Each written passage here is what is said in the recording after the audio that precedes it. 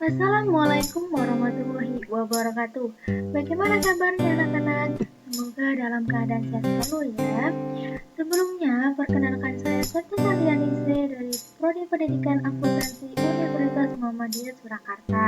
Nah, pada pertemuan kali ini kita akan belajar mengenai tahap penutupan siklus akuntansi pada kuliah kita. Sebelum memulai pembelajaran, Ibu minta kalian untuk berdoa terlebih dahulu ya. Selanjutnya, tahap penutupan pada perusahaan jasa. Tahap penutupan ini dibagi menjadi 4. Yang pertama ada jurnal penutup, yang kedua buku besar setelah penutup, dan yang ketiga neraca saldo setelah penutup, dan yang terakhir ada jurnal pembalik. Nah, pada pertemuan kali ini kita nanti akan membahas dari jurnal penutup sampai dengan jurnal pembalik. Kita mulai pada materi yang pertama mengenai jurnal penutup. Apa sih yang dimaksud dengan jurnal penutup? Jurnal penutup adalah jurnal yang dibuat pada akhir periode akuntansi untuk menutup saldo akun-akun nominal yang bersifat sementara sehingga akun tersebut menjadi nol.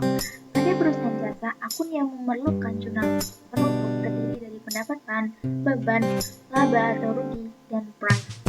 Kemudian, tujuan dibuat jurnal penutup. Yang pertama, menutup saldo akun nominal sehingga akun tersebut menjadi nol, agar saldo akun modal jumlahnya sesuai dengan keadaan akhir periode. Yang ketiga, membedakan transaksi akun pendapatan dan beban. Yang keempat, memudahkan saat mengecek. Dan yang terakhir, menampilkan informasi keuangan yang sebenarnya atau real dari perusahaan setelah penutupan. Langkah-langkah dalam membuat jurnal penutup. Ada 4 macam akun yang perlu dibuatkan jurnal penutup.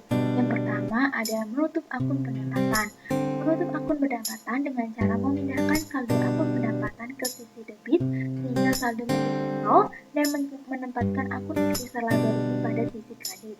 Nah, yang kedua itu ada menutup akun beban. Menutup akun beban dengan cara memindahkan saldo akun beban ke sisi kredit sehingga saldo menjadi nol dan menempatkan akun isi laba rugi pada sisi. Yang ketiga, memindahkan akun isi laba rugi ke akun modal. Jika perusahaan mengalami laba, tentunya akan menambah modal. Untuk jurnalnya, akun modal dicatat di sebelah kredit dan akun isi laba rugi dicatat di sebelah debit.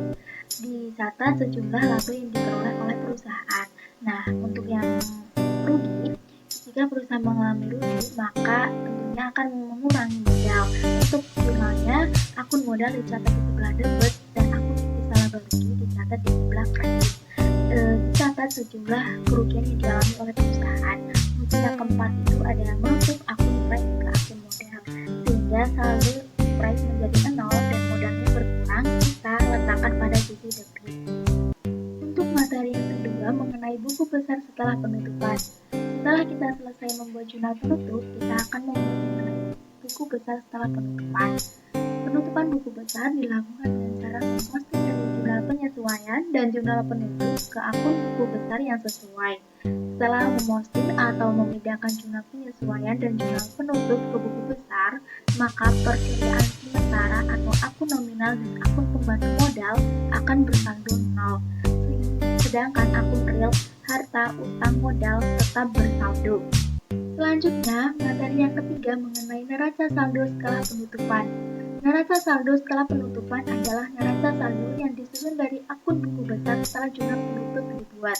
Neraca saldo setelah penutupan berisi akun-akun real saja, yaitu harta, utang, dan modal yang berguna untuk memeriksa keseimbangan jumlah saldo debit dan kredit akun-akun buku besar setelah dilakukan penutupan.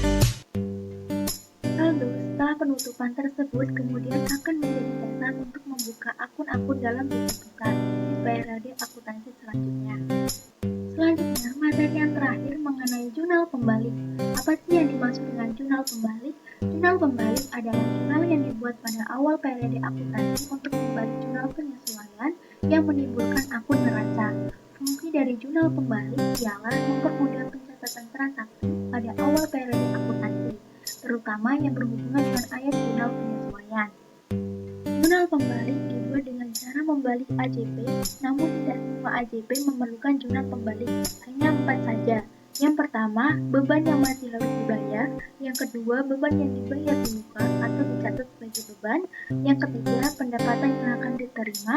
Dan yang keempat, pendapatan diterima di muka atau dicatat sebagai pendapatan. Cara membuat jurnal pembalik. Yuk kita kita simak penjelasannya satu persatu. Yang pertama, beban yang masih harus dibayar. Saat membuat jurnal penyesuaian, akun beban gaji diletakkan di sebelah debit sebesar Rp1.200.000 dan akun utang gaji diletakkan di sisi kredit sebesar Rp1.200.000.